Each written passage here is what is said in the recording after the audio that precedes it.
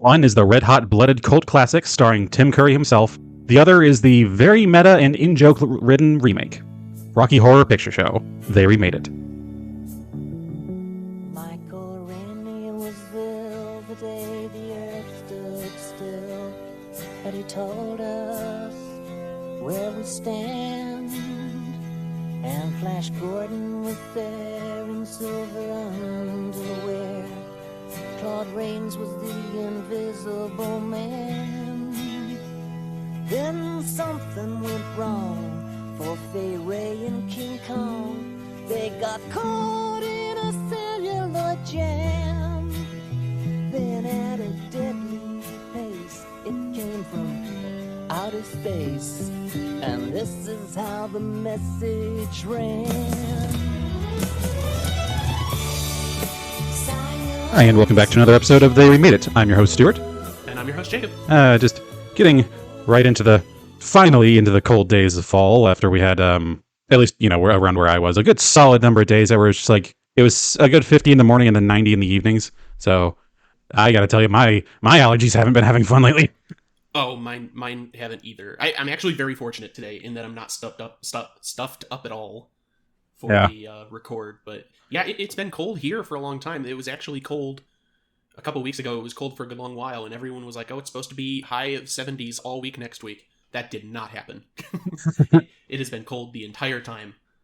Oh dear.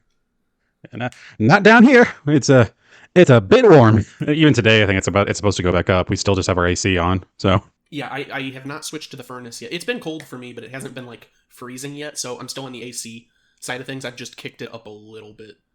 Yeah. But I'll probably be switching soon. Well, thank goodness, because fuck the summer, honestly. I cannot deal with that shit. But, I digress. I actually went to the beach here recently since we live pretty near the coast now, for the birthday. Went with my mom. So it was a very mixed weather there as well. It was just like, oh, it's very sunny, but also it's freezing. What a choice. The freezing beach. It was still nice. It was warm a few of the days, but otherwise for most of the days it was very windy and very cold. The Atlantic can be like that. How many days did you go to the beach? Just 4. Oh, okay. Yeah, I took a couple days off work. I see. I'm the type of person that's like 1 day at the beach is enough for me for like a year. But I also don't like to get into the ocean either. Fair. I didn't really want to. The amount that we had, it was probably about my limit. I tend to need at least like 2 days personally, just because I used to be a beach kid for a really long time. But now I'm older and the Atlantic is much colder than I remember. So I can only imagine. But hey, yeah, it was your birthday, so I almost said congrats. It's like, congrats on having a birthday again this year. I survived. Yes, that's that's as good a feat as any. But what else has been going on for you? Was my launching point before I fucked it up. Well, I mentioned before we started recording, but my work has been interesting. So immediate time for like movies and stuff hasn't been as high. But over the weekend, because my mom and I we both ourselves like movies a fair amount. We watched a few of the the classics and kind of the new age classics, such as things as Hotel Transylvania, because it was available on the HBO thing that they had at the place we were staying, and we couldn't actually get my streaming accounts working on there because they had parent locked the TV for a bit. So we watched part of Hotel Transylvania. Good. It was that. It's very mid 20 teens, like kind of early to mid 20 teens. You know how like all those anime things seem to end with like one of those party rocker songs renditions at the end, and like a lot of very particular tropes and shit. It's like a lot of dads connecting with their daughters and that sort of shit. Of like, okay, yeah, someone had some issues growing up. It's very 70s frat movie in that vein. A little. Every single movie ends with, all right, what's a contemporary song, and everybody dance. It's a dance party. Well, they do their own. It was an original song for it, but it was like in the style of like like all those like club like the songs they would play at like school dances and shit. Like a lot of those like kind of more jumping things. Yeah, that. They just did one of those. Well, maybe I'm thinking of like the sequel or something. So Maybe? They all kind of blend together. Yeah, oddly enough, yeah. Yeah, we watched that, and then we watched Hocus Pocus 2 because why not? It was fine. It captured the same like.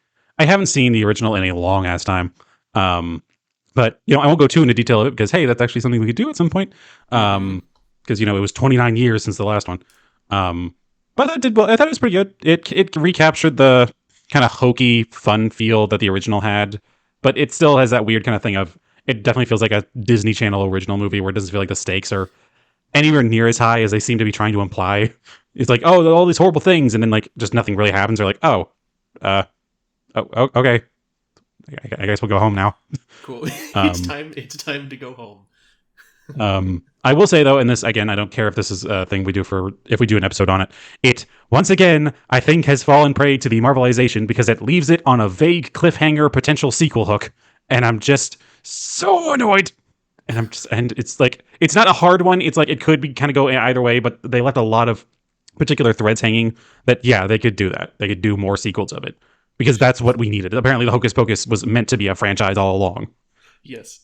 I was talking to my mother a bit about it because she watched it as well. She was a big fan of the original one. So I've seen I've seen the original a couple of times. I've not watched the sequel yet, but she was saying some of the same things. She seemed to like it a bit more than you did, but I guess my main takeaway is I haven't watched it yet, but I'm just glad we can have a movie with Kathy Najimy in a prominent role again. I want her to get more work. Yeah, I think she deserves it. Yeah. And I hope that Disney has a real theme of underpaying talent. So I hope the fact that she was starring alongside, Bette Midler and Sarah Jessica Parker, really big names. I hope that means that Kathy Najimy got fair pay from Disney. Yeah.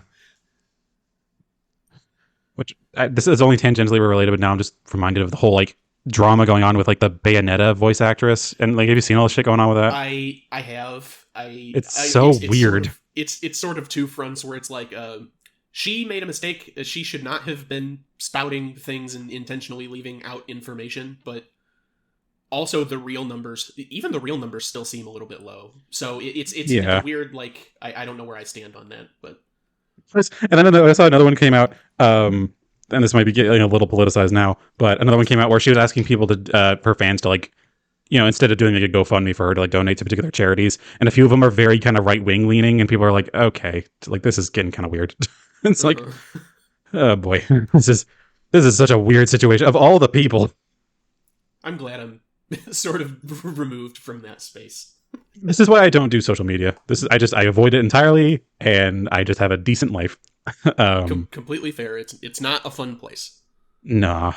But back to the things I've been doing. I haven't done a ton of other things, or maybe I've done a fair number of things actually. More thinking about it, but I'll keep it brief. With like for the birthday, got the what is it called? Xbox Series S or something. I think it is with the current generation of Xbox because I kind of finally just had it with the whole PlayStation 5 situation and told myself, you know what? I'm just going to get the thing that I can get a subscription service and play a ton of games for free and just enjoy that. And I have been. Both me and Hannah have enjoyed it tremendously. So that's been nice. We've been playing a bunch of different things. The one thing that's kind of taken my time the most has been Chivalry 2, which is just like just like an online like medieval fighter game. Yeah. I've been playing some of Grounded, which is like that, Honey, I Shrunk the Kids, but a video game, which is a steep difficulty curve when you're doing it alone. My God. Forest butt bugs. Yeah, basically. A few other assorted ones. I think the other one that's taking the most of my time is called Deathloop. It's another one of those, like, but the same folks who did like Dishonored and the most recent Prey game. It's fine. It's a little confusing. Like, it doesn't do a great job about laying certain things out. It just kind of expects you to read a ton of like tutorial bubbles and just kind of figure it out from there, which is really not a great way of doing it because it's a pretty steep learning curve, which I guess is the point because it's meant to be like a Groundhog Day thing. But still, I at least like the style. It's very like 60s. It's like if you take the 60s art style and just like exploded it over an entire island, it's pretty cool. But other than that, I don't think there's been any other major games we played on there. I think the only other thing I can think of for things I've watched is actually we went to a community theater thing last night and saw Beauty and the Beast because it was a friend of Hannah's was in it. So that's cool. Yeah, community theater. Got to support the arts and stuff. Which I forgot how much I actually enjoy going to like just like simple productions. Like I hate going to the ones where it's like such a massive deal. Like getting in, it feels like it's fighting off a whole crowd. Where it's like something small and something like with genuine care put into it. It was really good. The people on display, like on stage, were great. So it's like, yeah, no, I had more fun here than I would have had like Broadway or some shit. Yeah, I can't remember the last time I was at a show, but it's always so stuffy and so packed. Mm. I also prefer the community aspect of it, and I mean the blowback you get a lot of times on that is you never know what you're getting. You know, it could be great, it could be bad because it's community, whereas you know you're getting quality if you go somewhere like Broadway, which I disagree. Yeah, Because like Cats was on Broadway for a very long time. yeah, exactly. That's the end of that Andrew story. Andrew Lloyd Webber still gets work, and that is a problem.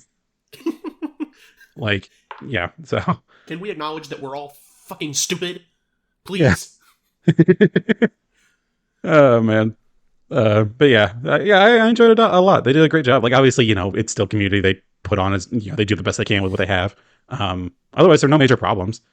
It was fun. I don't need to have a deep critique of like, oh, the production at the such another theater was just truly a dreadful affair. It's like if there was like it was a fucking $20 ticket. All right, shut the fuck up. Yeah. It's like relax. So yeah, I thought it was nice. And I thought it was fun to go support. Well, that is nice. I'm glad you did that. And I'm trying to be positive, you fucks. But yeah, that's about all I got. That's the extent of my last several weeks. Okay. And I'm guessing on your end you have at least a couple, or if not, I don't know. Who knows? Let's see if I can pull this back. This is a very venomous episode already. We're gonna lose seriousness here soon, I think. Yeah, probably. Yeah. But yeah, so it's weird because this wasn't necessarily intentional. I know that October, spooky month, it's the Halloween thing, and in the past I've been like, okay, nothing but horror for the month of October, but I'm such a big horror fan that I kind of do that throughout the year anyway, so I didn't intend to watch nothing but horror. It just kind of happened, strangely. But so I got a bunch of those. I'm just gonna rattle off a couple of quick ones before I go into the big ones that I'd like to talk about. I've seen clips of it in the past, but I've never watched the whole thing. I finally watched Basket Case from the director of Frankenhooker, and I was a big fan. I like this era of like the late 70s into the early 80s, what we got from sort of cult films, which we'll sort of be talking about today. Where you can get away with it's not even like it's not that scary and it's not that gory. The kills aren't that interesting. It's just the fact that they were willing to go the direction they were with this. So basically, I completely skipped past the point. The Basket Case is like this guy and his conjoined brother were separated, and he keeps his conjoined brother, who is still alive, in a locked basket that he carries around with him, and they make their way to the big city to kill the doctors that were responsible for the operation. And, obviously it's a stupid premise, and it has a lot of that really low-budget flair that I think makes horror movies of that time sort of pop, but also the puppetry that's on display. It's not necessarily like groundbreaking or like a fantastic puppet, but the creativeness of the design and the fact that they'll have him pop out of they'll have him pop out of the basket to do stuff, and it's fine puppetry, but then also if they want him to move around the room, it's like claymation. There's a lot of cool art stuff going on in that movie, and I really appreciate it, and I really enjoyed it, even though it's very stupid. And there were 2 sequels. We'll see if I watch any of those. Boy. Yeah. Another one, I honestly don't have a lot to say on it, just thought it was interesting. Evil Speak. Clint Howard, Ron Howard's brother, is in a military academy, and he gets bullied, and he summons Satan, who takes root in a computer. It's also stupid, but it's not nearly as fun. It's a very mean movie, which is going to be a theme with a lot of what I'm talking about. It's very mean-spirited in that the entire world, except for like 2 characters, are just vindictive and horrible for no good reason. And I think that works a little better for a horror movie, but it's still not fun to watch. Yeah, that's kind of the thing. It's like people don't realize, like, man, it's like the whole thing of people being compelled by a very like villainous character, but hating on a nice character, but they're just a little annoying. It's because I'm watching. It's like I like to watch the person doing cool things. I don't like to watch the person that's pissing me off. Yeah, it's that age-old argument that I bring up all the time, where it's like, I don't like Steve Urkel because he's annoying. Well, he was created to be annoying. Well, then they did a good job, but that does not make me like him more. The character is fake, but my annoyance is real. Yeah, and that will never be separated. I cannot separate the fact from fiction here. So yeah, that's that. And the last one of the minor ones, all of these are on the Shudder streaming service, by the way, which I got like a month free a couple months ago, and I enjoyed their selection, so I just kind of kept it. I've been paying for it. It's Dick. Not necessarily an ad by any means, but I do think it's a good service that has a good library if you are into horror. But the last one is Dark Glasses, which is the newest film from Italian film creator Dario Argento, who, you know, he did a lot of stuff like the Animal Trilogy, the Colors Trilogy. He made Suspiria, which, you know, is another classic in sort of that thriller horror sort of genre. And actually, it's a movie we could do in the future, because it was remade a couple years ago. But it's his newest film. Basically, there's a serial killer running around Italy killing prostitutes, and this one woman is his target briefly, but she manages to get away. However, due to the attack, she's left blinded. And she sort of teams up with this young boy who was also affected by the attack. They don't know each other, but they sort of connect over this. And it's a really good, well-paced thriller that relies on the fact that, you know, this character can't see. It's what is that movie with Audrey Hepburn? Where she's blind. I can't remember. But, you know, they pull a lot of suspense from her knowing something is amiss, but her not being able to see her surroundings and having to rely on this kid that, I mean, he's a kid. What's he going to do in this situation? So, that's terrifying. Yeah, it's well put together for the most part. I think it tends to unravel a bit near the end, and it has an ending that I guess thematically is satisfying, and for the main characters it's satisfying, but the way they get there I wasn't really a fan of, because it kind of undermined a lot of the character work that was done. Well, maybe not necessarily undermined, but it sort of ignored, you know, the work that we were doing with these characters. So I think it's a little messy near the end of the third act, but overall I didn't think it was terrible. And I've seen a lot of people praising it, and I think most of that comes from the fact that Mr. Argento's work of the past few decades has been subpar. So maybe people are just ecstatic that he made something that's average. But that's just a thought, though. I'm more or less unfamiliar with the majority of his library. I've only seen Suspiria and what's that one? The crystal plumage, the bird with the crystal plumage. I think I saw in college years ago. But yeah, so that's my thought on Dark Glasses. Anyways, real quick, a couple of higher points. I saw Halloween Ends, the end of the trilogy. I saw it in theaters. Oh yeah. How'd that go? It's better than Halloween Kills, but not by a lot. Oh boy. It sucks because they actually do something. The director did something interesting, wherein they pull in a new character, and the movie kind of shifts focus over to that character. And I think it's a really bold choice, but it's a bold choice, and it's a cool choice for a movie, but a really shitty choice for the third in a trilogy where they're trying to wrap things up. Because I feel like more time could be spent, you know, developing Laurie Strode's character, you know, Jamie Lee Curtis, who was a badass, and, you know, they had this nice female empowerment connection with the three lines of the family in the first movie.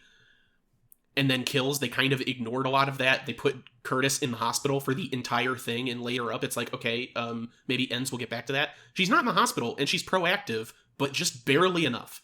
They don't, it's like they don't want her there.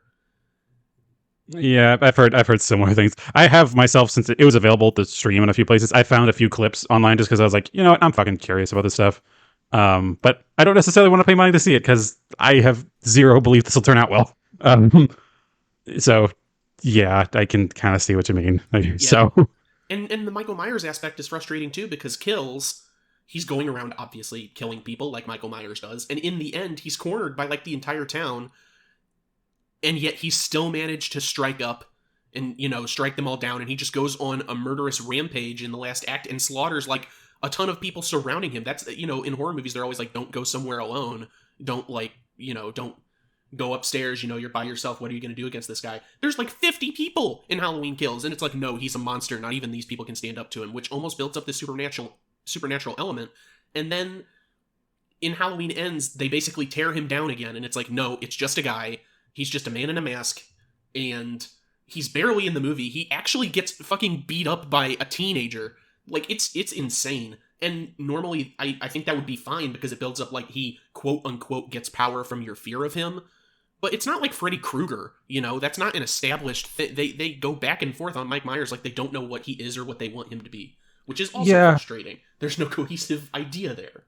Yeah, they really have not known what the fuck to do with just this dude in the William Shatner mask for a long ass time. It feels like, I don't know. It's just like because ultimately, if you look at all of this objectively, because in the canon of this final trilogy thing, the only other Halloween movie that had ever happened was the very first one. There have been none of the immediate sequels to it or anything are considered canon, Yeah, they and even so ignored Halloween 2 and that takes ostensibly, place later that night. exactly. And so ostensibly, the only thing that this town knows is that back 40 years ago, there was this one dude who murdered a few people and fucked up this one girl for life.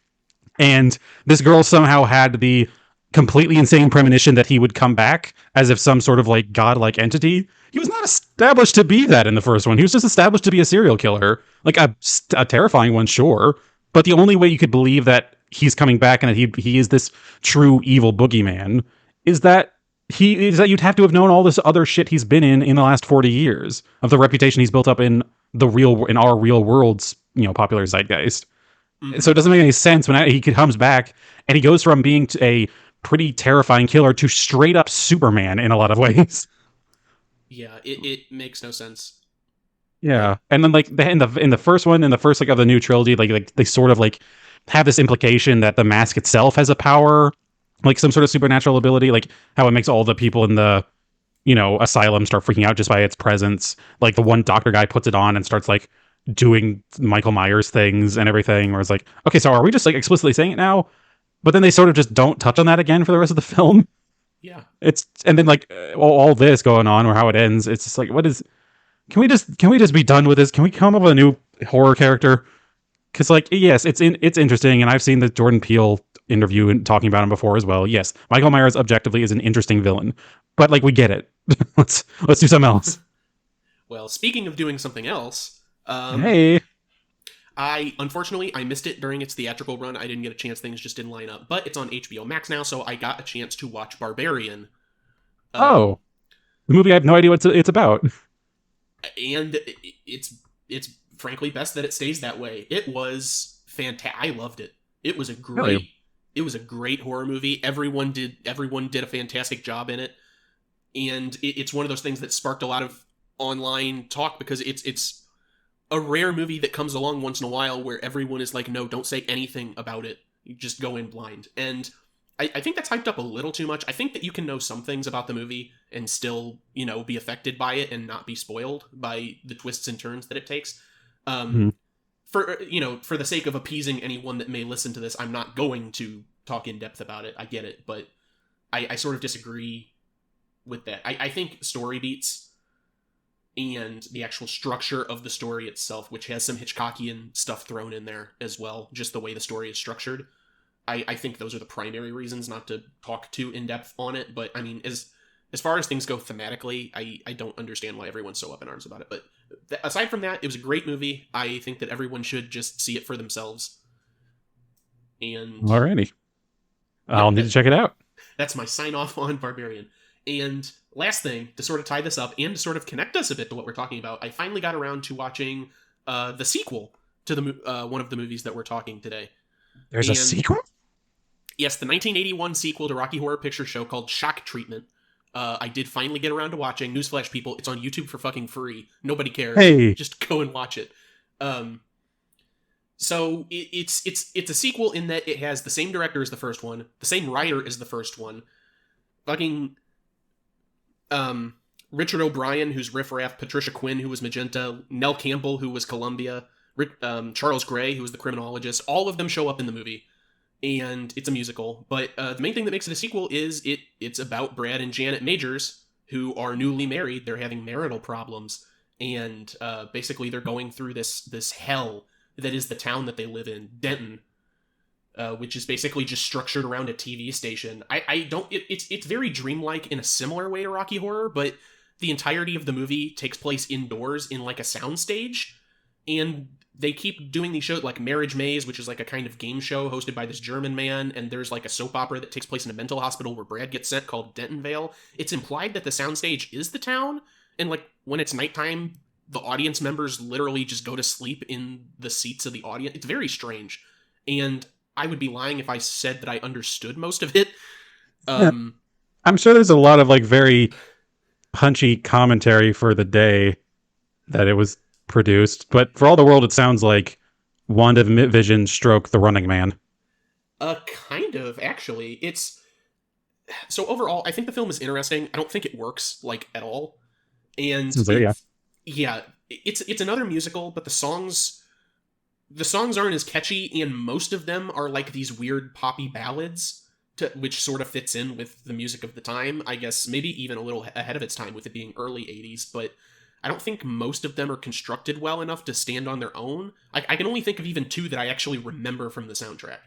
And that being Boy. the intro, and then one that's near the end with like a bunch of nurses singing. But how Rocky Horror sort of has itself set up is like, it's, and I won't talk about it too much because that's what we're talking about today, but a lot about sexuality and pleasure and how that functions. Shock Treatment tries to do the same, but for mental illness. And I really don't think it works. I don't think it works. And there's a villain in a similar vein to Frankenfurter, but it's almost like Deal or No Deal, the dealer that's up in the box. He's barely seen, and when you do see him, he's just laughing at a screen. He doesn't do anything. The main characters are solely Brad and Janet going through these different arcs as Brad is hospitalized for what is deemed mental illness, and Janet becomes like a huge diva monster, basically. The characters are all over the place. The villain doesn't necessarily work. It's not a great movie, but it's certainly interesting, especially because it's like, okay, well, it's literally Brad and Janet from Rocky Horror, and it has a lot of the same writers, the same director, and a lot of the same cast members in new roles. So it essentially is a sequel, and for that, I would say it's probably worth seeing at least once, but I don't think it's very good.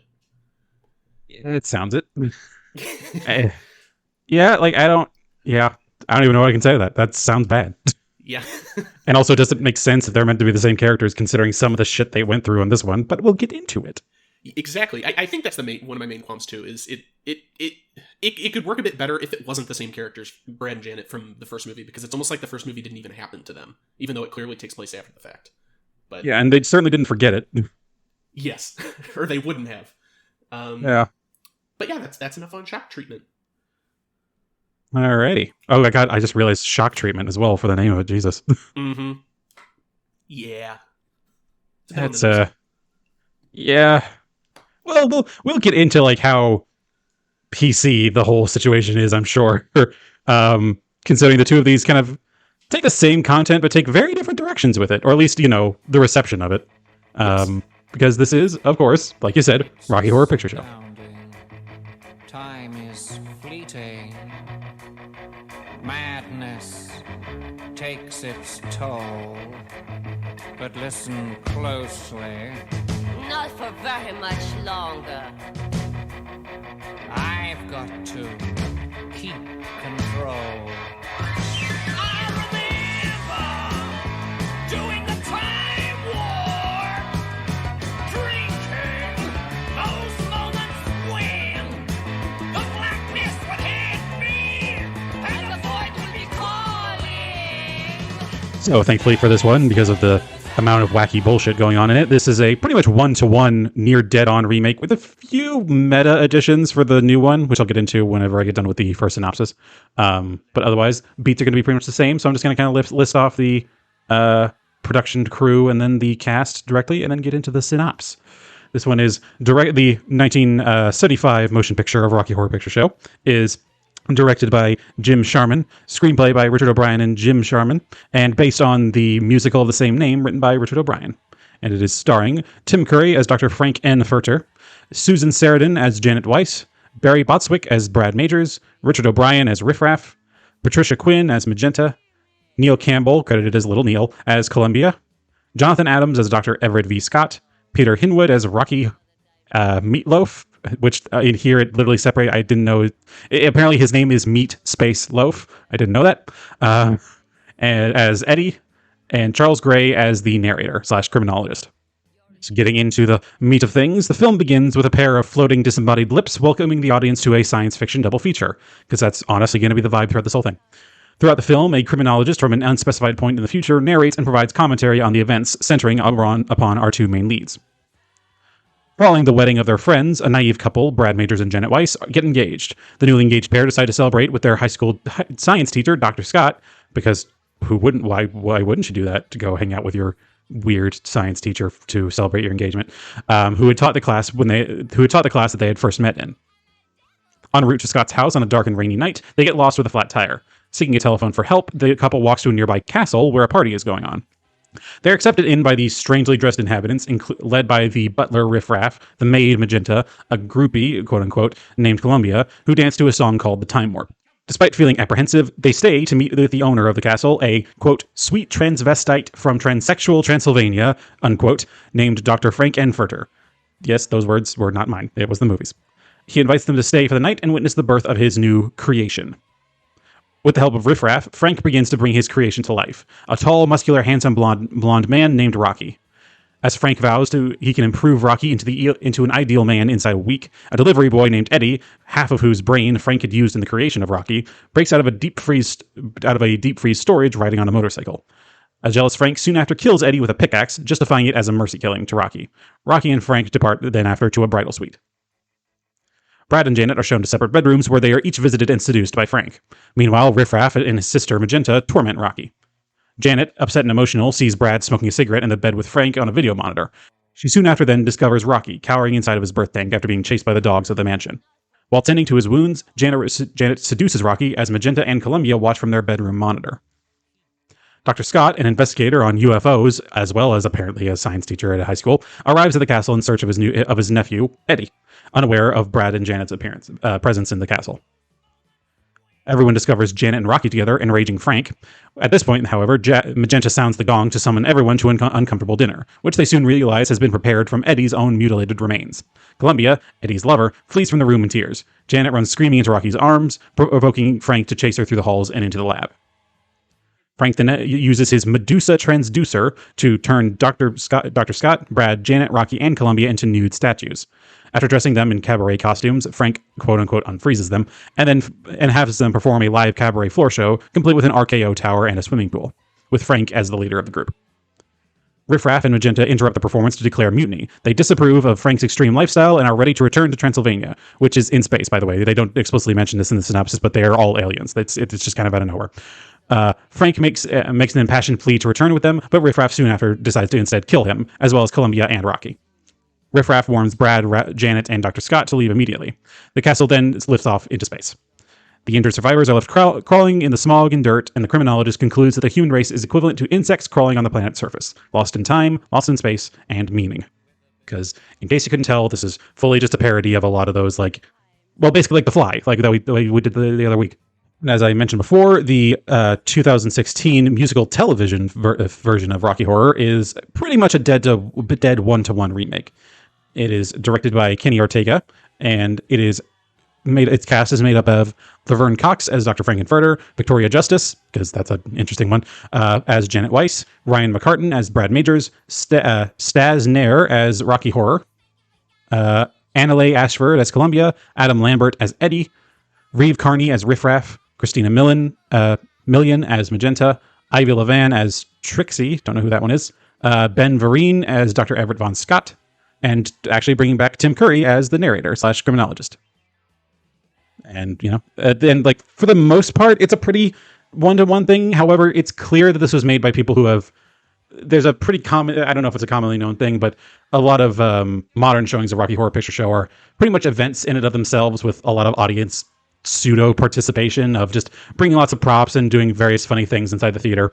And throughout the television film, it actually cuts to scenes of people watching this new version of Rocky Horror and performing all the different things that would be performed at a classic Rocky Horror presentation. That being certain things like throwing toilet paper around when the line "Great Scott" is said, throwing popcorn whenever the Frankenfurter and Rocky are kind of going off to their bridal suite, that sort of thing. Just kind of a lot of the people who very much identified with the original film and have now kind of taken part in this remake. So it's a few levels of meta going on that can be kind of confusing, but you know what? It's fine. It's fine. Otherwise, that's kind of your lot. That's it. One thing before I get into full circle, I had to pull up the page with the cast list because you said Trixie, and I was like, yeah, I don't remember who that is either. And I see next to her name it says the Usherette, and I was like, oh, she's the one that sings science fiction double feature and takes us into the theater in the beginning of the remake. Yes, in the original, it's just a pair of disembodied lips on a black background, but in the new one, it is an actual usherette bringing people into a theater to ostensibly watch the Hockey Horror Picture Show, which actually I thought was a nice little touch. So there's an actual person to attribute to it. Yeah, that's about it. All right. I guess with that being said, we will get into a short, albeit short, but very fun full circle.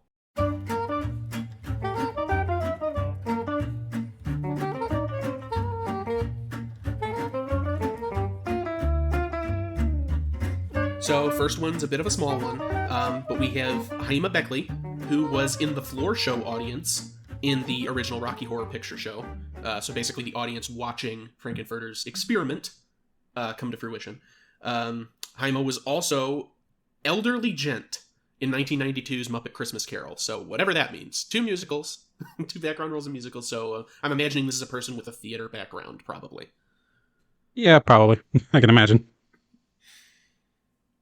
Next up, the biggest one, I would say, we have Tim Curry, was Frankenfurter in 75's Rocky Horror Picture Show, and was the criminologist / narrator in the remake of Rocky Horror Picture Show from 2016. We also last saw him as Pennywise in the It miniseries from 1990.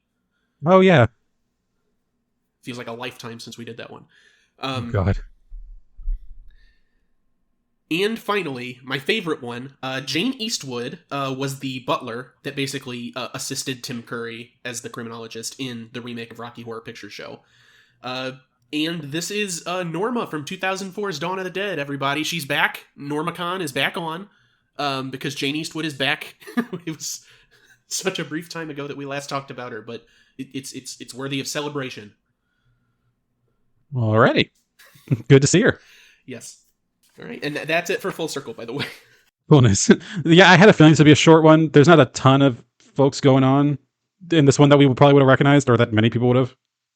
Yes, I was very excited for Jane Eastwood, and obviously Tim Curry is a big name. Yeah, I don't even know where to begin with this one. In fact, I won't, because that's kind of our tradition now, and I desperately need a drink of water. Yeah, that's so, how we do this. What are your initial thoughts on these sumbitches? Okay. I'm a horror fan, I'm a musical fan, and I like comedy. Rocky Horror, the original Rocky Horror does fit into those, and I do like it for what it is, and I've seen it a handful of times before. This may be my 4th time seeing it, potentially. This is my first time seeing it all the way through. I've only ever seen up to like the first half. Oh, really? Okay, interesting. That's actually really good to know. So Just so you know. So you can imagine how surprised I was by the end. No, that's that's okay. It's just good context, I think, for the opinions that we'll have informed, I think. But so yeah, I watched it once for this, and I saw it one initial time, and for some reason, I remember the first time. I don't remember why I did it the second time, but I have been at 2 of those famous midnight screenings for Rocky Horror, where they do all the audience stuff. I've been at 2 of those. Oh. And it's cool that the Rocky Horror Picture Show, didn't succeed at first, but it sort of gained this cult midnight movie status, even by the time, like, Shock Treatment was coming out in 1981, which I was just talking about. By then, it had already achieved this status and was already getting these sorts of screenings. So it happened pretty quickly, and it's cool that it had this other life, and that people can enjoy it in this extra way. I did not like those live screenings. I knew that's where I was going. I do not like the audience participation aspect, really. It's just not something I'm into. I respect it, and I like the longevity it's given the movie. It's just not for me. So, to that end, in the remake, I think that it's a really cool technique that they use to reference, the cult status and the midnight movie status that this film has by introducing these meta aspects of the audience participating with the remake as it's going on. For me, it was horrendously annoying, because I don't like that. Makes sense. As it kept happening, and I was like, oh, are we really doing this? And, they're at the dinner scene, and it cuts to the audience, everyone's putting on the birthday hats, and I'm like, son of a bitch. I'm just not a fan of it. I acknowledge its place and that people like it, and I think that the remake, I think it was a cool touch to have it in there, but it is just not for me, and it just reminds me of how annoyed I was at those screenings. Fair. All I want in my life, this is one of those movies where I desperately want to be able to see the original Rocky Horror Picture Show in a theater without all that stuff going on, and I know that it will never happen. So, I think that one's kind of gotten away from you, sadly. Yeah. But yeah, that's my initial thought on that. Yeah. What are your thoughts from more of an outside perspective? I mean, obviously you were aware of this, you just had not seen the whole thing. I've seen I've seen like different scenes. Like there have been movies that have kind of like touched on it before, and I've seen like people talk about it before. So I at least know that some of the later stuff by reputation.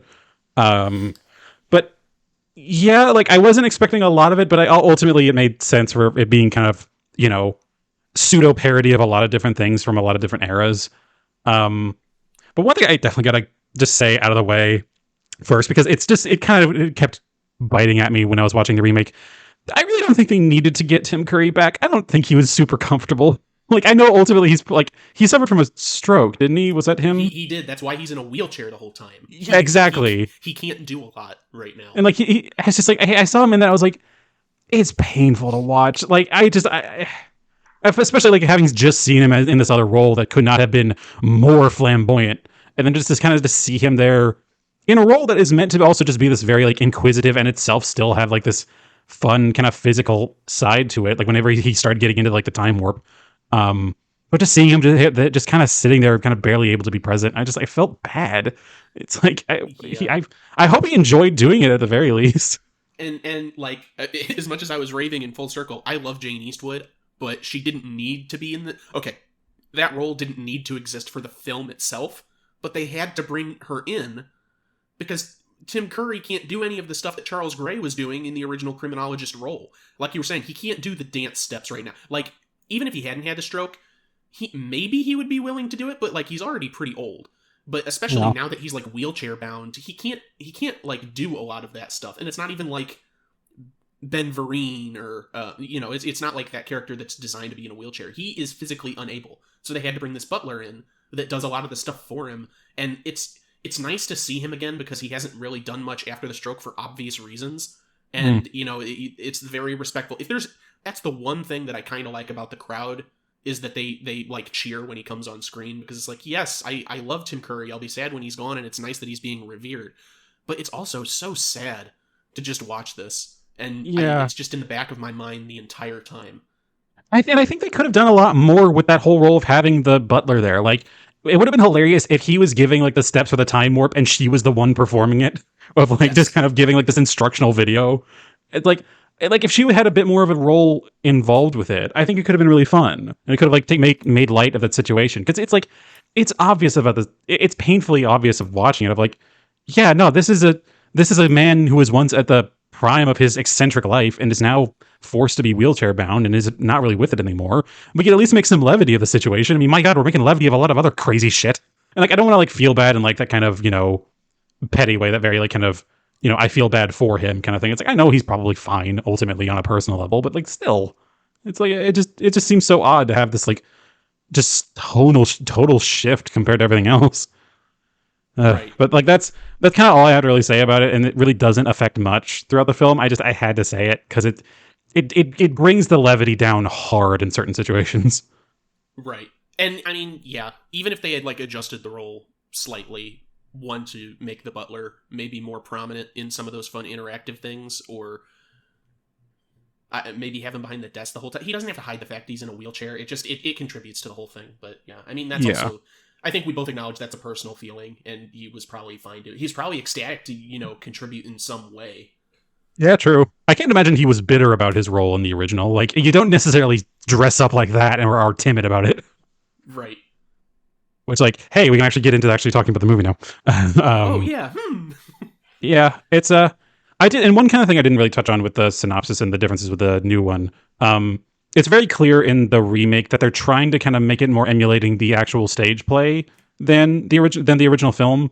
There's a lot of different scenes in the original where it's like truly like practical props. Like they have, this big elevator scene where Frankenfurter is revealed for the first time. And then the remake, it's just like this crane lift, which at first I was like, were they really not able to figure out how to get an elevator? But then they have an elevator later in the movie.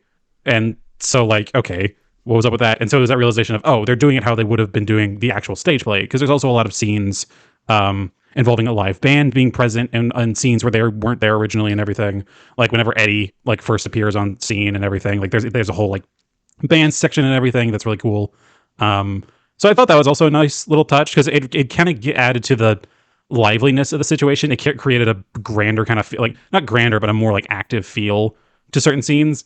Because I gotta tell you, for as eccentric and as iconic as a lot of the scenes are in the original, they can feel kind of dead at times. Like the time warp scene, it really is just like maybe about a dozen people in a kind of looking stuffy attire just doing this dance. Like they're at their alma mater for like their graduate program or some shit. Yeah. But then you take that into the new one, and everyone's like lively and eccentric and just like full of life and everything. Which, to be fair, it doesn't feel like an actual dance that you're able to do. Whereas the original one, it was like, no, they literally are just doing the dance that are as being described in the song. But I guess that's neither here nor there. Ultimately, I thought it felt more lively in the new one, which I'm sure again comes from its own reputation. Yeah, I think that the original, like especially for the Time Warp specifically, I think a lot of that is dead in the way that they portray it as part of this sort of castle atmosphere.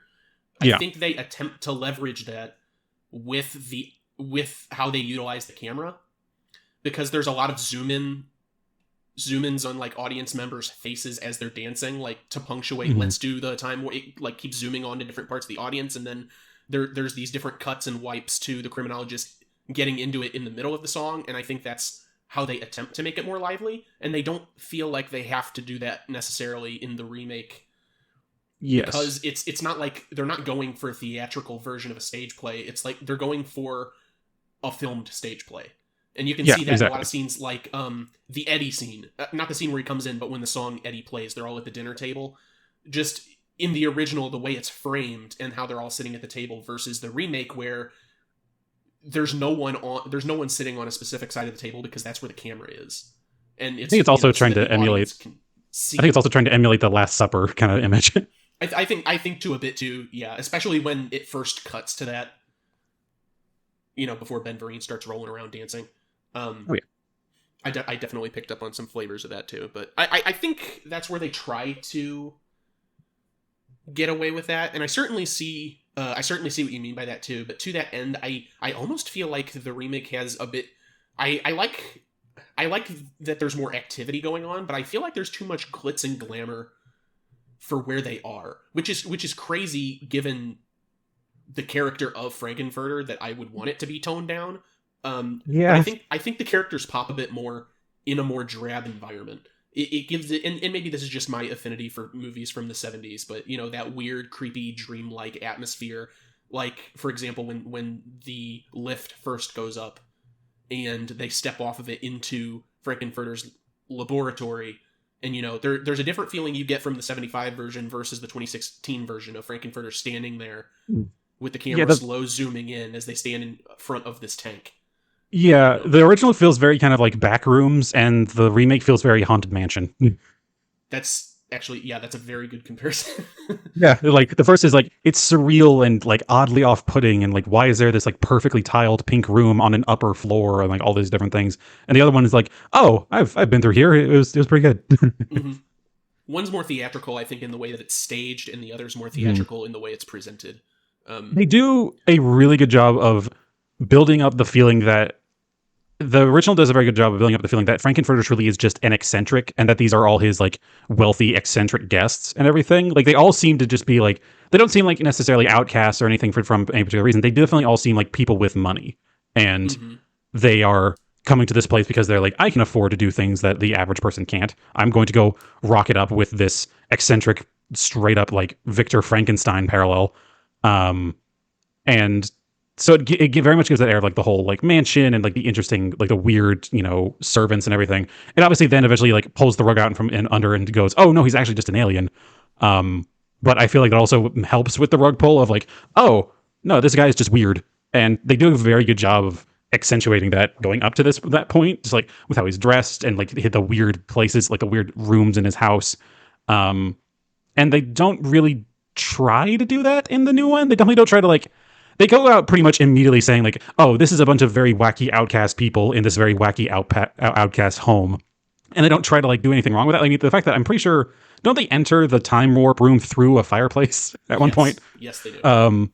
So like it very much goes immediately into from, oh, this is an odd eccentric who we should be afraid of, to this is a wacky time that is ultimately going to have relatively low stakes, murder and forced cannibalism notwithstanding.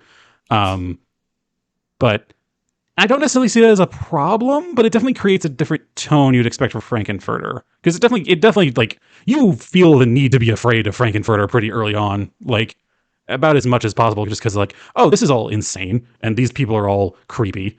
Whereas another one, it just kind of feels like, oh, this is just like it is going to the whole vibe of the group of people in the like the whole meta thing of the group of people who actually did end up latching on to Rocky Horror Picture Show, that being outcast, people people of color, people of differing gender identities and sexual identities, all these different things, and like a lot of punk rock and kind of like punk stylings and everything on display with all the people there. And so it feels a lot more prideful, for not meaning to make a pun for it, honestly. But there's a lot of pride on display versus it feels like the whole point of the original one is that it's a lot of like, not necessarily shame, but it is a very like sequestered place where all these people doing odd things are hidden away and kept secret and kept like vague. So it's kind of like it's like, self-repression meets, self-expression in a way. Right. And I think that ties in well to, I guess, sort of the next point on that. And I think the core thesis of it, from my perspective, is a very strange one that's very complicated, but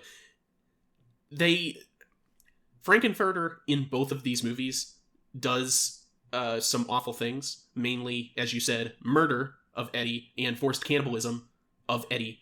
But Frankenfurter feels more deranged and more like a villain in the original, whereas that bite isn't necessarily there in the remake. And I think this comes down to a personal preference, and it's sort of where you lie in the conversation, because you can see that as either a good thing or a bad thing. For me, I see Frankenfurter as a villain because of the actions that he or she, depending on the version of the movie, sort of commits and how far they go. It's less about what they're doing, murder and cannibalism excluded, Yes. and it's more so about the lengths to which they take it. And in the remake, like I said, none of that bite is really there. Frankenfurter feels more like a fun person that they're eccentric, but you would kind of want to be around. Like the scene that comes to mind is after Rocky is sort of introduced, and everyone's going around saying how great Rocky is, and then Frankenfurter's upset with Columbia's answer, so he/she goes over to Brad and Janet and asks for their opinion, and Janet says, "I don't like muscly guys." In the original, it's such a venomous response of, "I didn't make him for you," like this snap. And in the remake, that's not necessarily there. It's more so just like almost like an upset, "Well, I'm sorry that you don't like it, but this was for me." And then we launch into the song, the Charles Atlas song. And there's sort of differences there. And I understand how it's complicated of whether you want Frankenfurter to be a straight up villain or not, because the original having this person be the villain is supposed to be a play on how especially cheesy horror or thriller movies would have LGBTQ people be the straight up villain because they are quote unquote deranged. Sleepaway movies like Sleepaway Camp comes to mind. Like, oh, obviously the deranged killer is this guy who was raised as a girl because he doesn't know what's going on. It's supposed to be a satire of that. And obviously, I'm a cis guy here. What do I know on it? But that's just, right. A thought. Even think about it, even Psycho has that. Like, it ends up that, spoiler alert for Psycho, but it ends up with, him cross-dressing, like, acting as his mother and that sort of thing, which I think is itself drawn from Ed Gein originally, like the real-life serial killer. Yeah. But, like, that's an incredibly, for a long time, been a common thing. And even when it's not stated explicitly, even like a lot of Disney villains and everything, they're usually shown as being extremely vibrant and kind of, like, not necessarily standing along with like societal status quo and everything. And a lot of having, again, myself also being cis white man, but having been at least involved alongside people in the LGBT community, there's a lot of identification with a lot of those characters. They're seen as free and being able to express themselves and kind of standing against societal boundaries. And so then that's actually what ends up drawing a lot of them, I'm sure, to the original Frankenfurter. It's just, yeah, he's this eccentric person, like, living their life, and a lot of people are like, yeah, that's cool, I like that. And so it's this kind of cool dichotomy, but then you end up again with, like you said, with the remake of, there isn't necessarily the desire to paint them as a villain as hard. Like, they take all the elements that, like I said, that a lot of people identify with, like, more modern villains and everything that aren't explicitly being, like, LGBT BT oriented. That being just, their eccentricity, their, love of freedom and these different things, and just kind of like more focus on those than the harder elements that the original one did. And it just kind of ends up kind of creating a bit more of a wishy-washy character. And it also at the end just kind of makes their death kind of feel unjustified. Right. It's like, all right, okay.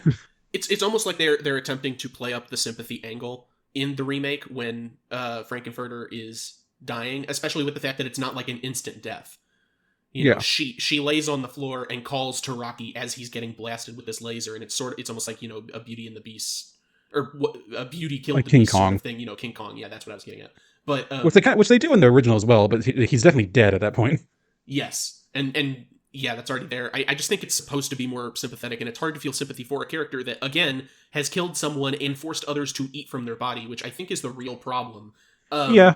And then there's also a force themselves on other characters in the movie, which again, in both cases, it was ultimately consensual, but they definitely make it a bit more explicitly consensual in the new one, where they're more just kind of like playfully seduced, and they kind of just fall into it more than, no, they were definitely getting forced on in the original.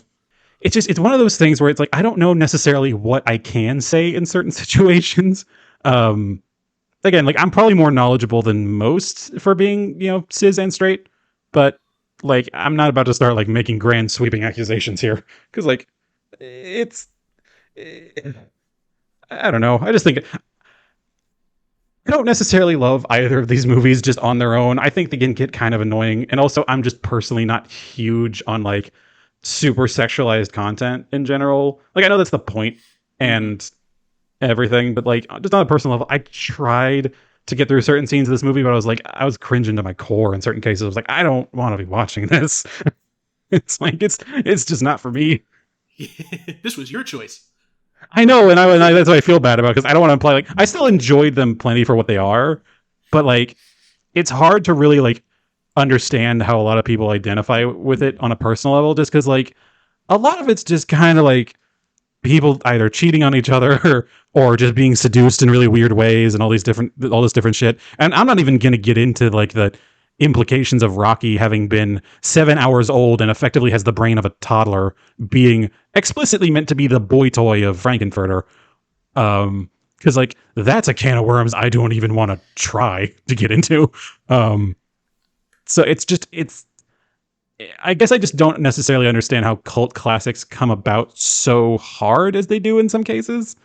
And so it's just a weird situation for me of, I don't feel like I have the right to pass any judgment, because ultimately I just don't get it. I will say that I do enjoy it. I mean, in their own right, I enjoyed both of these. I enjoyed the original just a bit more, but I mean, as I outright stated earlier, where I'm not a fan of that sort of audience interaction aspect, which I think is the main draw of this. Mm-hmm. I'll say that I enjoy it for what it is, as you know, a comedic semi-horror take on these cheesy sci-fi movies. And I do like the majority of the soundtrack as well, but I also cannot fathom why it took off the way it did. Yeah, it is interesting. I won't lie. But we talked an awful lot on social topics that we barely understand. So Nope. what about something more centric to the movies themselves? What do you feel Yes, about... very sorry. I think ultimately it was important to understanding the different times that these were made in. And it's interesting seeing, like, it was the biggest difference between the remakes of the tone that was going for. One was a parody of things that were about ostracized people and making fun of them. The other was kind of the opposite. Right. Despite it being the literal exact same film on paper. But yeah, to a point on the more centralized points, how would you say some of the characters compare to their original versus remakes? Because there are certain ones I liked a lot better, and there are certain ones I did not care for even slightly. Like, namely, I was on a mixed level with Riff Raff, the main, like, not butler, but like, well, I guess butler. Yeah. And his sister, they were kind of mixed in my eyes, because in the original, I found them both to be annoying in their own ways. But in the remake, I think they at least like had more shit going on, it felt like. But at the same time, I think they just weren't as good of characters. Yes. I agree with the level of annoyance. I think that they're portrayed better in the original, just based on what they're supposed to be, I think. Not to say that it's necessarily a bad job in the remake, but I mean, Richard O'Brien as Riff Raff, like, it's his screenplay, you know. That's true. He has a good idea of what he thinks that character should be in that environment, which I think gives him a leg up in the portrayal. That's true. As far as characters go, it's funny because how do I broach this? Eddie, I think musically, I much prefer Meatloaf's performance. Yeah, The although, brief instances we get of him just as a character, I think it's done better by Adam Lambert. It's not a I think lot, but honestly, I kind of liked even the musical performance a little bit more on the side of Lambert. Not for any particular reason. I think he had a better stage presence in general. Like obviously, Meatloaf is Meatloaf, and it's hard to kind of contest his singing ability. I mean that's fair. Adam Lambert was like an American Idol guy. I think he's more adjusted Yeah. to that sort of presence. Yes. So I think he does. I think they both do really well for the situations they're given. Like with the original being like it's meant to truly be in that scenario. It's not meant to be like a play where he's or like a stage production where he's like got the microphone and everything. It's like no, just like tear it up essentially in the space. And then Lambert's given like the full stage and like has the microphone is like doing shit with a cord and everything. I thought he was having a hell of a time with it. I thought he was really good. So honestly, I wish we had more of both of these characters because honestly, they just kind of came and went like it was nothing, and they were both so good as when they were. I thought they were kind of the highlights of the film in both cases, not like of the whole thing necessarily, maybe, but they certainly kicked it up a notch. Right. Something else that I thought was interesting. For the most part, even the blander characters, I think in both of these movies, I don't hate any of them in the remake. That being said, the only one that I'm like anywhere close to like being actively down on, I don't really care for Ben Vereen. And he's like a very prominent like stage and Broadway actor. He's been in his fair share of movies. Like he's pretty prolific and he's not a bad actor. I just don't really care for him in that role. And it's weird because Jonathan Adams in the original, he's also like even at the time he was in TV, film, and he did a bunch in the theater. But the character doesn't really feel that way. Ben Vereen's performance feels more theatrical, and you know, it's supposed to be like a filming of a stage adaptation, but he is one of the only ones that feels like he's trying to perform for an audience. Whereas I think the others fit into the mold a bit better.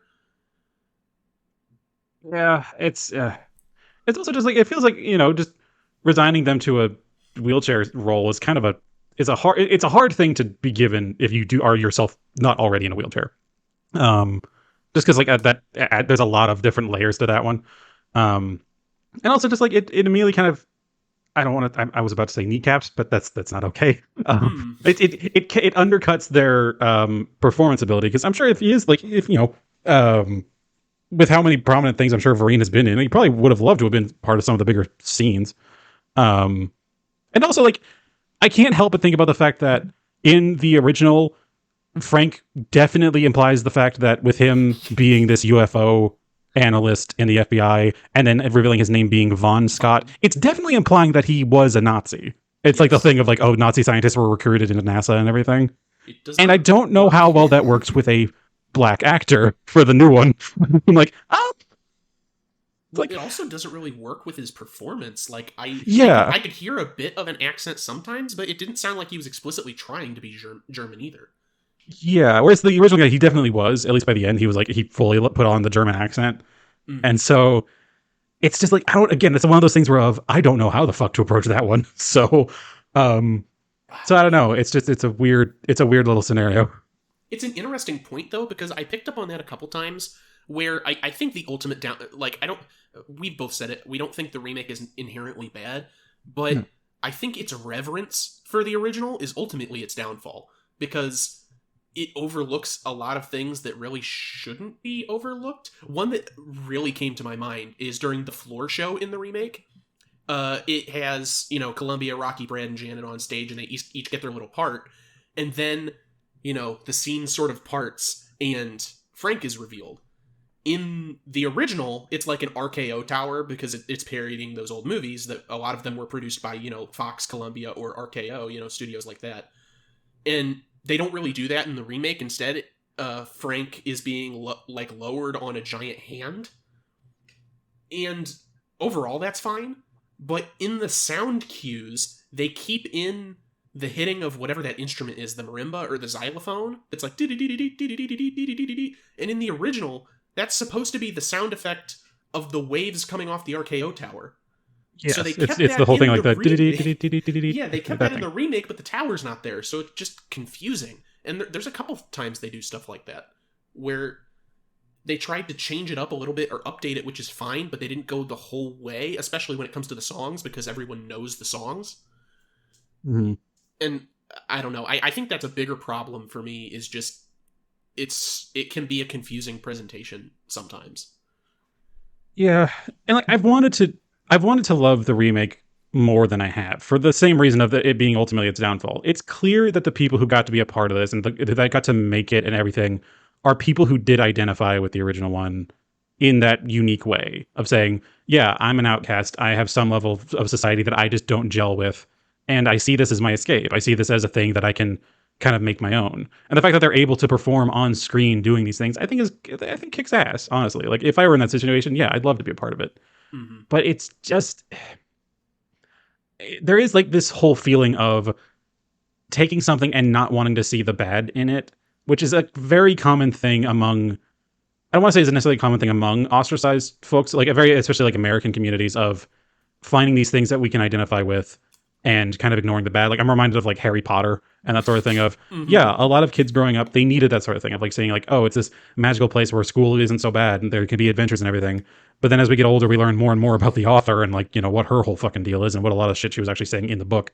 And there's a pretty staunch desire to not look at that, in place of, oh yeah, this is the thing that makes me happy. This is the thing that has given me a place to identify with. And it's still admirable to see, but that doesn't necessarily make the ignorance to the other shit okay. Because like, that was kind of the point in a lot of cases, especially for the original, of like, yeah, it was parodying these things. It's like Frankenfurter's a piece of shit garbage. Like, again, this is a whole situation of, I have no real right to say, like, I've established pretty firmly, I'm not necessarily the part of the in crowd of society, but I'm certainly not, I certainly have everything going for me. But it's just hard to really make a grander statement other than it just feels willfully ignorant in a lot of ways. And that's honestly, I'm not trying to say it's disrespecting the original, because the original didn't give a shit about respect. I know that for a fact. But simply for the fact of, it just made a lesser product as a result. It just, like, the fact that they weren't willing to have that bite that you were talking about, because these are the characters that we like and the situations that we like, we're not going to do anything bad with them. It's like, well, the original one was bad with them, so that's kind of on you. Yeah. You're talking about that sort of, what right do I have to comment? Reminds me of that Simpsons bit where Grandpa and Lisa are sitting at the table complaining about how no one listens to them, and Homer walks in, he's like, I'm an 18 to 49-year-old white male. Everyone listens to me no matter how dumb my ideas are. And he pulls a can of nuts and gum out of the cabinet. Yep. It feels very much like that. It's we ultimately know people will listen to us, but is it right to? Exactly. Yeah. But on a slightly lighter note, I sort of talked about it a little bit, but no, that's fine. We've both been. It's hard. It is hard to avoid it with this movie, I've realized now. Yes. But we a big aspect of both of these movies is that they are musicals. And I know for a fact I'm a much bigger fan of musicals than you are, but I wanted to get your sort of pulse on the comparison between the two, which ostensibly, since they're takeoffs of the same stage musical, they have all the same songs. They do some different things with them, though. I know I was complaining about the radio wave marimba thing, but like overall, there are some updates that the remake makes. I wanted to see where you were with the soundtracks. I mean, ultimately, I think they're both fine. I don't necessarily love the music in general. I think it's just not really my whole feel. I think, again, I like the bigger aspect of they were filming a stage play in the new one. I think that did a better job for the songs, because it's not that it meshed better, because again, the original doesn't give a fuck about things meshing. But I don't know, it just seemed to have a bit more kind of levity to it that made me enjoy them a lot more. Like, I think that, like I said, with the time warp, it seemed like it was an actual like fun experience that these people are doing, and not just a bunch of stuffy rich people being like, oh yes, I'm having my fun this evening. I will be doing the time warp again while I'm having a nice cup of champagne or some shit. Whereas the original one is like, the new one is like, yeah, we're jamming out here. This one dude's got a guitar that has like a laser coming out the end of it. It's cool. It definitely seems to have more fun than the original, which I think honestly just, putting aside, wider implications and all those different things, I like it when it's fun. I just think it's more cool.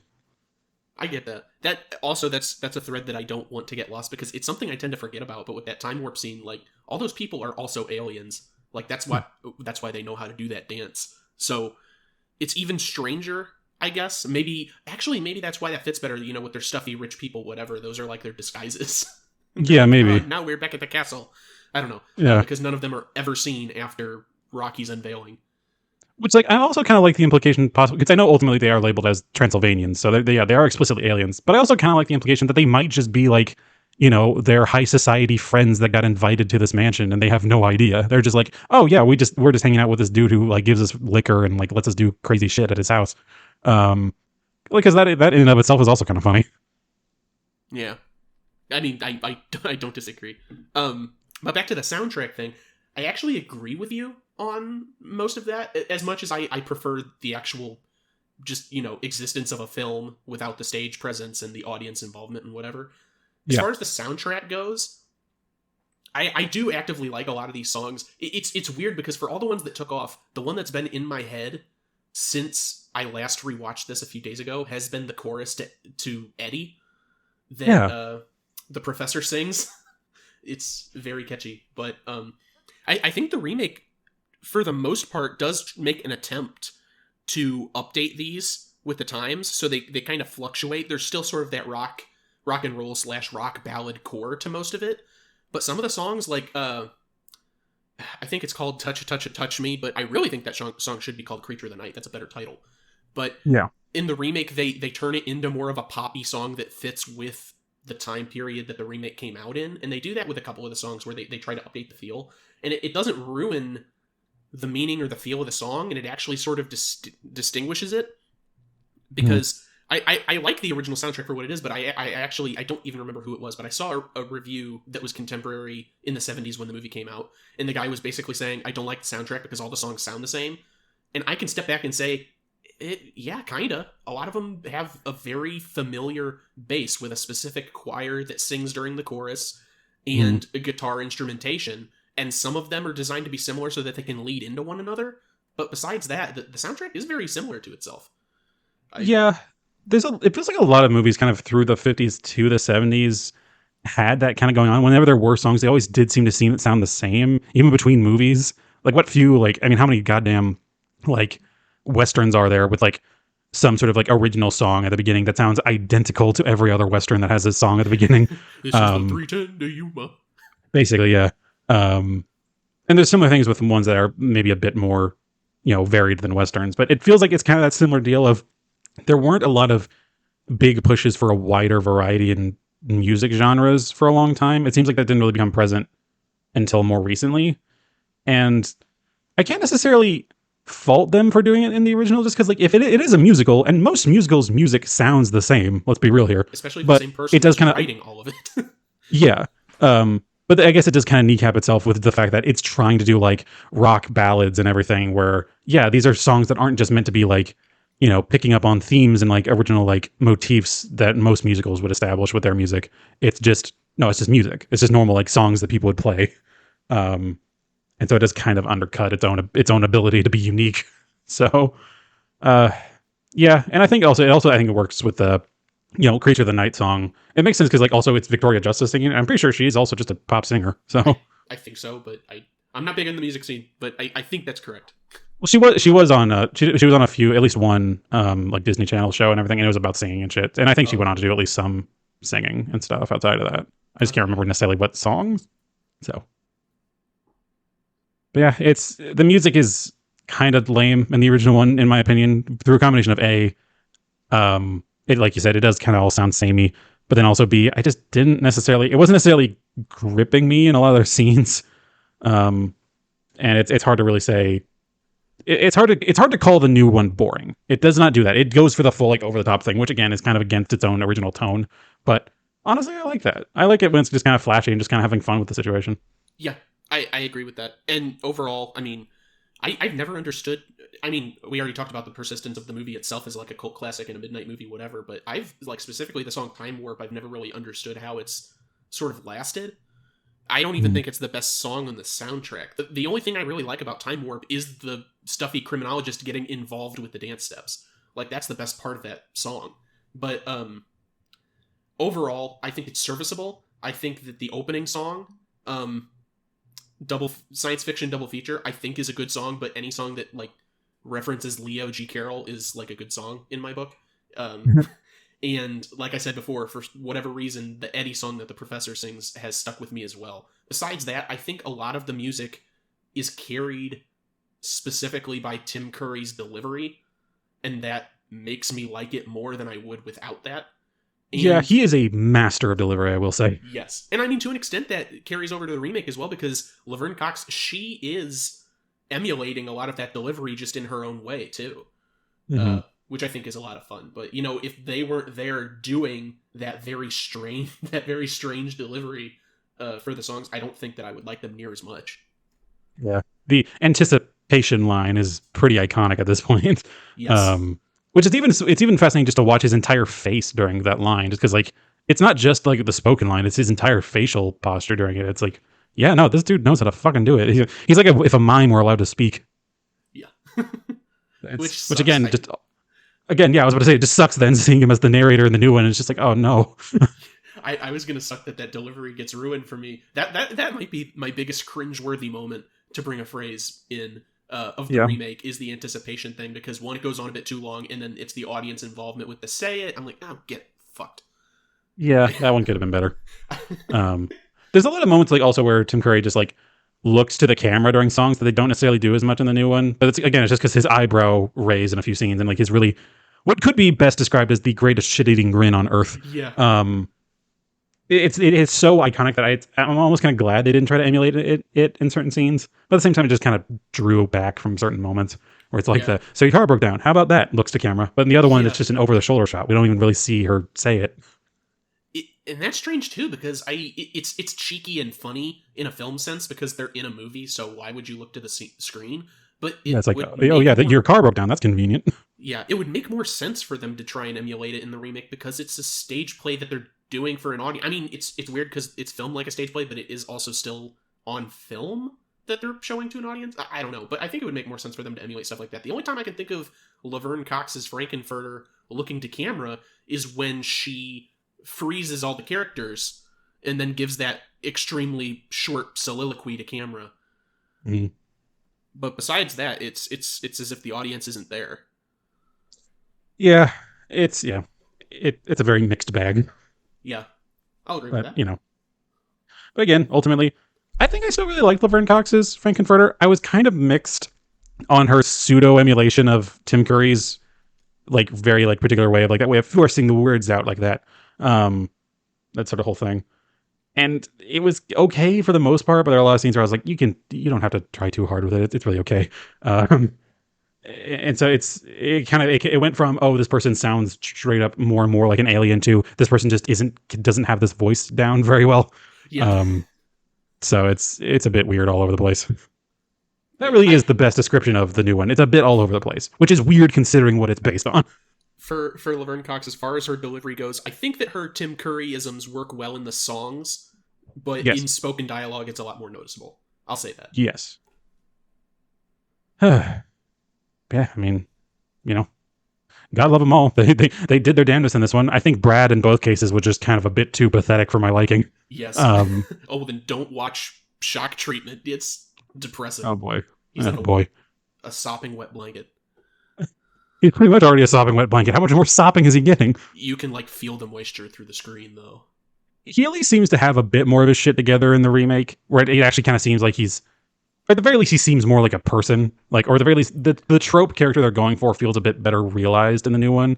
Whereas in the original one, at times he can just kind of come off as like a bit scatterbrained, where he is both pathetic, but then also just like really forcefully angry in certain cases. Whereas in the other one, it kind of like tamps it down. It kind of, you know, shaves off the rough edges a bit better. Where it's like, you know, there's moments he's trying to put his shoes back on while he's like talking down to Frankenfurter. So it's like, again, it's already undercutting his point.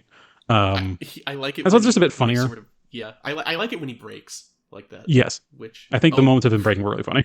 Which is another instance of very unfortunate, not just for like being a stage production take on it, but the fact that it was televised.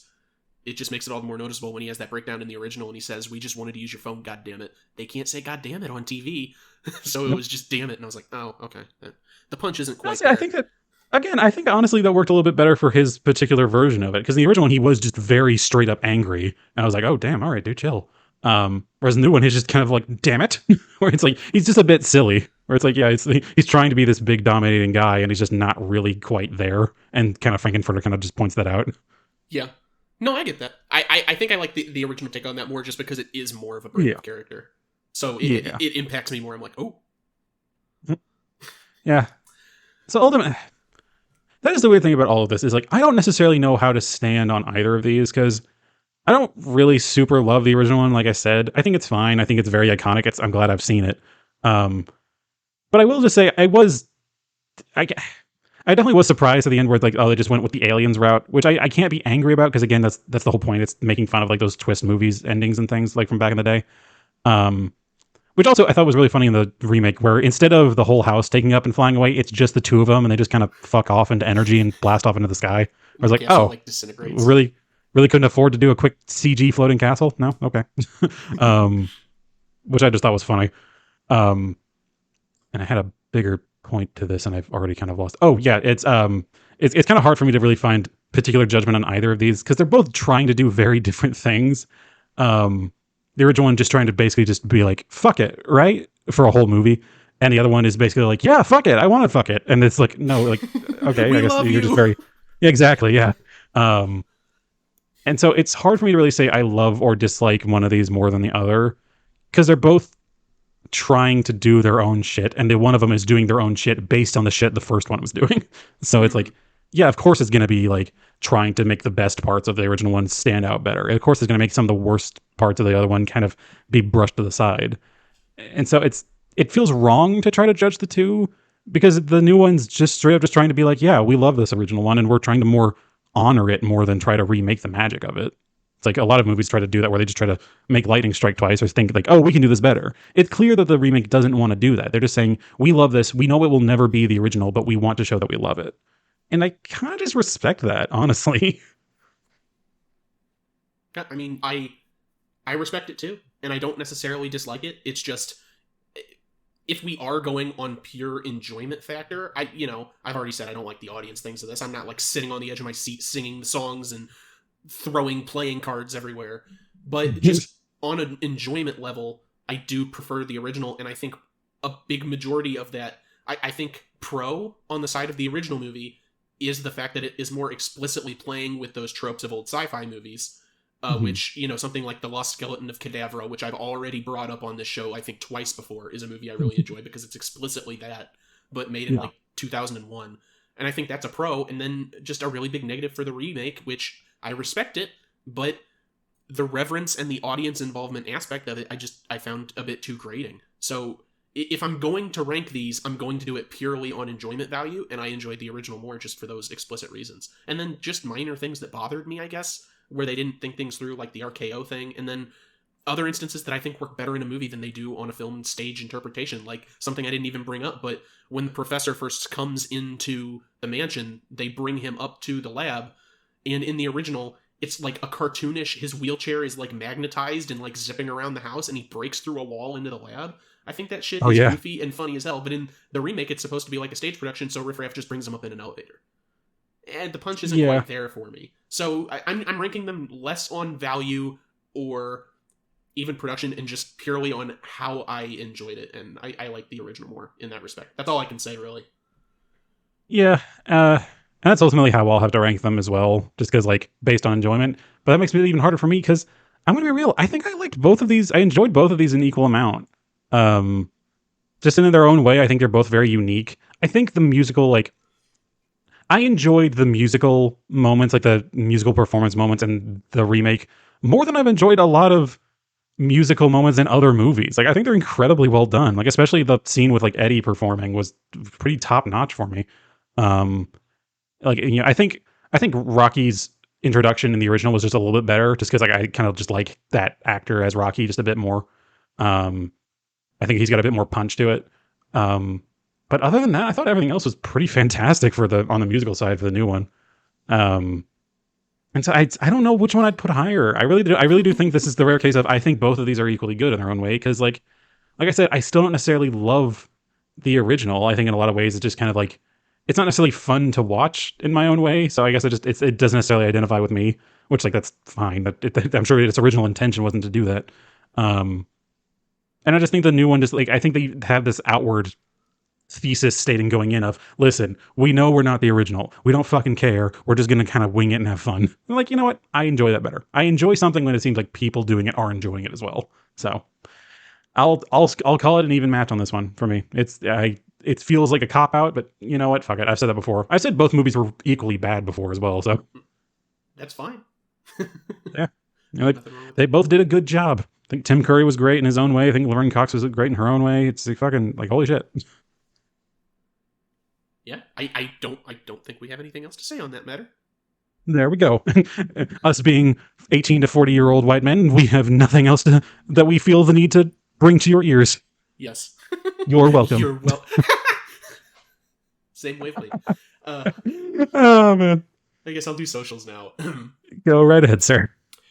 Go ahead and like and follow us on any of your favorite podcasting platforms, and please feel free to leave a review. We're on things such as Apple Play, Google Play, Spreaker, Podbay, Podomatic, Stitcher, iHeartRadio, and even YouTube, but we're hosted on Anchor. Thank you, Anchor. Thank you, Anchor. Okay. Go ahead and send us an email at theyremadeit@gmail.com for any suggestions, things you like about the show, things you don't like about the show. Did you agree with our assessment on this episode at all? Feel free to send us an email with your take-ups or put-downs. I could take it. Just rip into us. We can deal. Yes. And follow us at It Remade on Twitter for updates on when new episodes are going live, things that we've talked about on the show and recommended, such as movies and games or TV shows, potential future episodes that we could cover in the not-so-distant future, and full circle diagrams I put together about people that we have covered on the show multiple times. And that is it for socials. Fantastic. Feels like socials get easier and easier every time. Mm-hmm. I'm getting more sociable in my years. I don't want to say old age, because that doesn't really apply, but... Yeah, no, we're like, what, mid-20s now? Oh, God, I'm over the hill in the 20s now. I'm 26. I'm turning 27 next month. I keep forgetting we're almost a full year apart. Yes, it's strange how that works out, but... Yeah, I mean, I'm coming from... The less you think about it. I know, it's weird, isn't it? Like, as you get older, you're like, oh, this 23-year-old versus me being 3 years older, or this 30-year-old. Oh, yeah, I could talk with him. It's fine. Whatever. Who gives a shit? Been through the same shit. We've all experienced the woes of, millennial/Gen Z life. Let's deal with it. I hope it never changes. I do. I mean, mostly in the problem side, but... I guess I can see that. Yeah, it's nice to identify with people, but you know what? I wish it would be for a few more positive subjects. Yeah.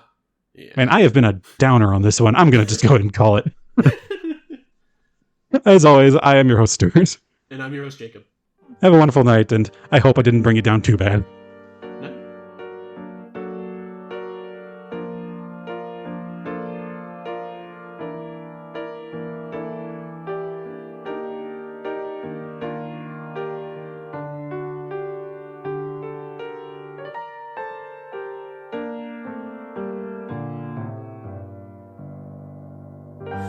I've done a lot. God knows I've tried to find the truth. I've even lied, but all I know is down inside I'm bleeding.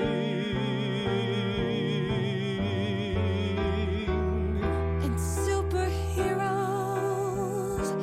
come to feast, to taste the flesh, not yet deceased. And all I know is still the beast is feeding.